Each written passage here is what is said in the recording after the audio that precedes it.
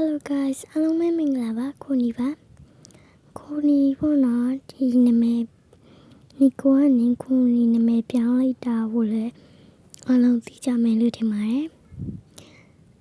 နာမည်ပြောင်းလိုက်တာကိုလည်း post တင်နေဗီဒီယိုတစ်ပုဒ်တင်နေဒီ first one နဲ့ sorry ခိုနီကျောင်းပြန်ရောက်တာနဲ့ဗီဒီယိုလုံးဝတင်လို့မရပါဘူးဘာလို့လဲဆိုတော့ကျောင်းပြန်ရောက်တာနဲ့ကျူရှင်တက်သွားရပါတယ်ပြီးတော့4 နာရီခွဲ9 နာရီလောက်မှပြောတင်နိုင်ပါတယ်ခုကဘာလို့အဲ့ဆိုခုဘာလို့တင်လာလဲဆိုတော့ကျောင်းနိုင်တော့ကတမင်းစားရဲပေါ့နော်ပြီးတော့နည်းနည်းစော့ရဲပြင်မှထွက်စော့ရဲပြီးမှဗီဒီယိုလာတင်တာပါအဲ့လိုကြောက်တဲ့ကိုနီဗီဒီယို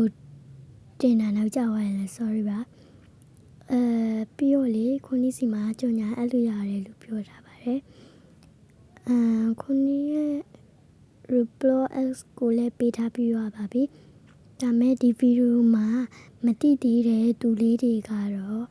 ဒီမှာပြောပြပေးမှာပဲเนาะခုနီရဲ့ Roblox ကကြတော့လေ